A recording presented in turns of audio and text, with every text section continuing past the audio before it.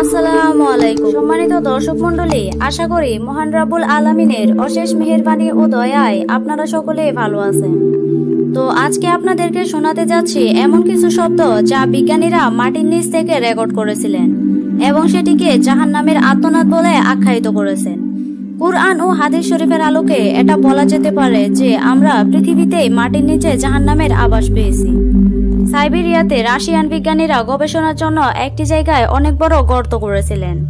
তারপর তারা গর্তের নিচে পাইপের মাধ্যমে একটি মাইক্রোফোন নামিয়ে দেন। কিন্তু অদ্ভুত ব্যাপার, তারা শুনতে পাচ্ছিলেন অনেক মানুষের আওয়াজ, আর সেই আওয়াজগুলো ছিল অনেক মানুষের চিৎকার আর হাহাকারের শব্দ। তারা যখন গর্ত থেকে চিৎকার শুনেছিলেন তখন ভয় পেয়ে থেমে গিয়েছিলেন। প্রথমে তারা ভেবেছিল যে পাইপটি শব্দ করছে, কিন্তু তারপরে তারা ভালোভাবে লক্ষ্য করলো এগুলো অসংখ্য পুরুষ ও মহিলার বেদনাদায়ক কান্নার আওয়াজ। বিজ্ঞানীরা দাবি করেছেন যে তারা প্রথমে এই শব্দগুলো শুনে বিশ্বাস করতে পারছিলেন না যে সত্যি মাটির এত নিচ থেকে লক্ষ লক্ষ মানুষের কান্নার আওয়াজ আসতে পারে। কিন্তু পরবর্তীতে বেশ কয়েকবার শব্দটি শোনার পর উপস্থিত সকল বিজ্ঞানী ভয় পেয়ে যান এবং তারা বিশ্বাস করতে বাধ্য হন যে এটি জাহান্নামের আওয়াজ এবং আত্মারা চিৎকার করে উঠছিল। এই বিরক্তিকর শব্দ আবিষ্কারের পরে বেশিরভাগ বিজ্ঞানী তাদের চাকরি ছেড়ে দিয়েছিলেন, কারণ ঘটনাটি তাদের প্রচন্ড খারাপভাবে ভয় পাইয়েছিল। তো চলুন আমরা মাটির নিচ থেকে রেকর্ডকৃত আওয়াজটি শুনে আসি এবং এও জেনে নেই যে এই ব্যাপারে ইসলাম কি বলে।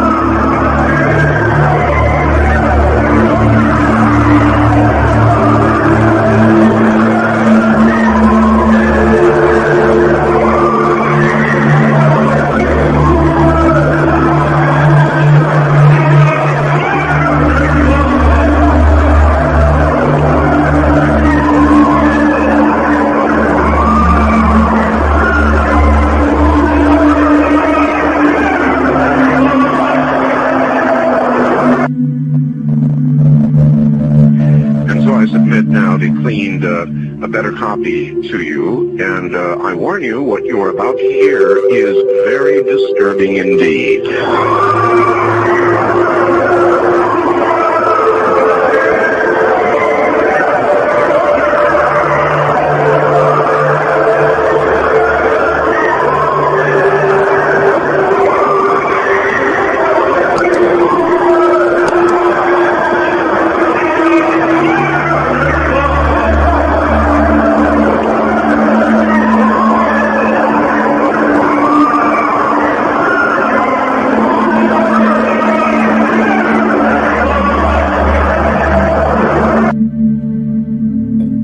সূরা নূহে মহান আল্লাহ তাআলা বলেন, তাদের গুনাহসমূহের দরুন তাদেরকে নিমজ্জিত করা হয়েছে, অতঃপর দাখিল করা হয়েছে জাহান্নামে। অতঃপর তারা আল্লাহ ব্যতীত সাহায্যকারী হিসেবে কাউকেই পায়নি। ফেরাউন ও তার দলবল লোহিত সাগরে ডুবে মারা যায়। অতঃপর তাদেরকে জাহান্নামে প্রবেশ করানো হয়, অর্থাৎ লোহিত সাগরের নিচ থেকে পৃথিবীর কেন্দ্রে সিজ্জিনে প্রবেশ করানো হয়। আল্লাহ তাআলা বলেন, আর যারা হতভাগ্য তারা আগুনে থাকবে, আর্তনাদ এবং চিৎকার করতে থাকবে, সেখানে তারা চিরকাল থাকবে। হুদ আয়াত নং 106 ও 7। কুরআনে বলা হয়েছে জাহান্নামীরা জাহান্নামের সকল শক্তি দিয়ে শুধু আর্তনাদ ও চিৎকার করে। মহানবী হযরত মুহাম্মদ সাল্লাল্লাহু আলাইহি ওয়াসাল্লাম বলেছেন, কবরের শাস্তির শব্দ যদি কোনো মানুষ শুনতে পেত তাহলে সে কলেজা ফেটে মারা যেত। আল্লাহ তাআলা বলেন, পাপীদেরকে সিজ্জিনে প্রবেশ করানো হয়, আর সিজ্জিন পৃথিবীর কেন্দ্রে অবস্থিত।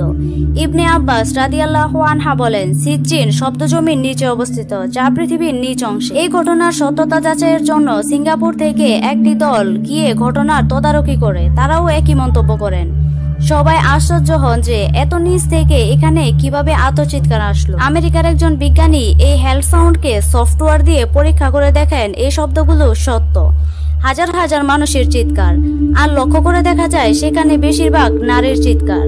মহানবী হযরত মুহাম্মদ সাল্লাল্লাহু আলাইহি ওয়াসাল্লাম বলেন, জাহান্নামের অধিকাংশ মানুষই হবে নারী। আর আপনি যদি সেই শব্দগুলোকে ভালোভাবে খেয়াল করে দেখেন তাহলে দেখবেন সেখানে কোনো শিশুর চিৎকার নেই, কারণ শিশুরা সব জান্নাতি। সকল শিশুই ইসলাম নিয়ে জন্মগ্রহণ করে, পরে তাদের মা বাবা তাদের অন্য ধর্মে প্রবাহিত করে। এই কারণে রাসূল পাক সাল্লাল্লাহু আলাইহি ওয়াসাল্লাম আমাদের জন্য কবরের আযাব ও জাহান্নামের শাস্তি থেকে পানাহ চাইতেন। হে আল্লাহ, আপনি আমাদের জাহান্নামের আগুন থেকে রক্ষা করুন, আমিন। ভিডিওটি যদি ভালো লাগে তাহলে অবশ্যই একটি লাইক দিবেন। সকল প্রকার ইসলামিক এবং শিক্ষণীয় ভিডিও পেতে আমাদের চ্যানেলটি সাবস্ক্রাইব করে পাশে থাকা নোটিফিকেশন বেলটি অল করে দিন, যাতে করে পরবর্তী ভিডিও আপডেট আপনি সবার আগে পেতে পারেন।